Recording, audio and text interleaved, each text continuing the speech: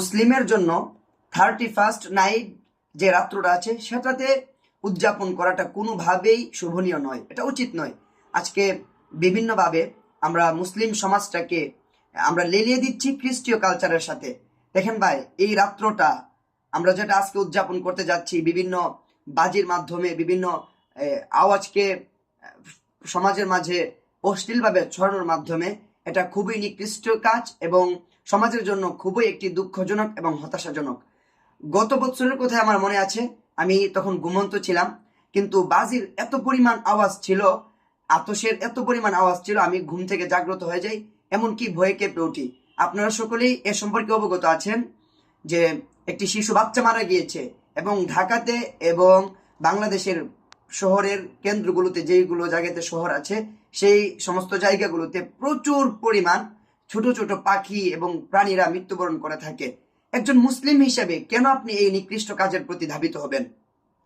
আজকে আমরা এমনভাবে অধঃপতনের দিকে গিয়েছি যে 31st নাইট এই রাত্রটাকে আমরা সামনে রেখে আমরা লেলিয়ে দিচ্ছি নিজেদেরকে এক বেহায়াপনার প্রতি। সমস্ত ভাইদের নিকট এই আবদারটা থাকবে, এটা আমাদের কালচার নয়, এটা আল্লাহ তাআলার পক্ষ থেকে আমাদের কোনো ইবাদতের জন্য নয়, বরং আল্লাহ তাআলা আমাদের জন্য প্রতিটি রাত্রকে, প্রতিটি দিনকে নির্বাচন করেছেন নেক আমলের প্রতিযোগিতার জন্য। কোরআনের একটি আয়াত হলো ওয়াসারিউ ইলা মাগফিরাতিন মির রাব্বিকুম ওয়া জান্নাতিন আরদুহা আস-সামাওয়াতু ওয়াল আরদ।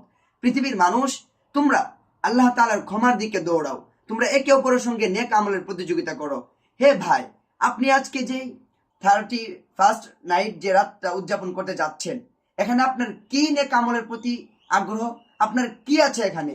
বরং আপনি হত্যাকারীদের অন্তর্ভুক্ত হচ্ছেন। আপনার বাজির আওয়াজে পৃথিবী থেকে নিষ্পাপ শিশু বিদায় নিয়েছে। আজকে বাজির আওয়াজগুলোতে পৃথিবী থেকে প্রাণী, পাখি এগুলা মৃত্যুবরণ করে।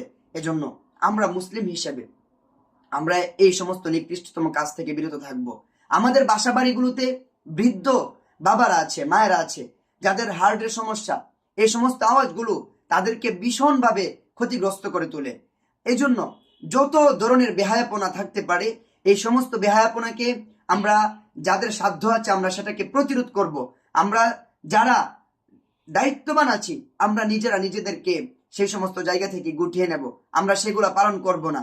আমাদের আশেপাশে যে সমস্ত বন্ধু বান্ধব এগুলা করতে চাইবে, তাদেরকে আমরা বিরত রাখবো। বিভিন্নভাবে তাদেরকে বলবো, আপনারা এইটা করেন। 2025 আপনার যেই নামাজগুলো ছুটে গিয়েছে সেইগুলোকে আপনি হিসাব করে আদায় করেন। আপনার 2026-এ এক ওয়াক্ত নামাজও যেন কাজা না হয়, আপনি সেই প্রতিজ্ঞাবদ্ধ হন। আপনি 2025-এ নিজের ক্যারিয়ারে যে সমস্ত জুলুমগুলো করেছেন, সেই সমস্ত জুলুমগুলো থেকে নিজেকে কামব্যাক করিয়ে 2026-এ আপনি এমন একজন সঠিক এবং সফল পুরুষ এবং সফল মহিলা হিসেবে নিজেকে দাঁড় করান, যেখানে আপনি পুরো সমাজের একটা রোল মডেল হবেন, যেখানে আপনি পুরো ফ্যামিলির মাঝে একজন স্মার্ট পুরুষ হিসেবে অথবা নারী হিসেবে সকলের সামনে আপনি স্বীকৃতি পাবেন।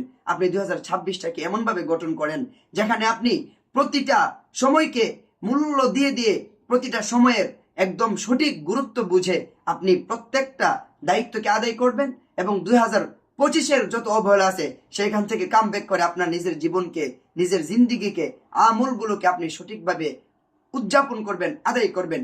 এটা হলো আপনি মুসলিম হিসেবে আপনার কর্তব্য।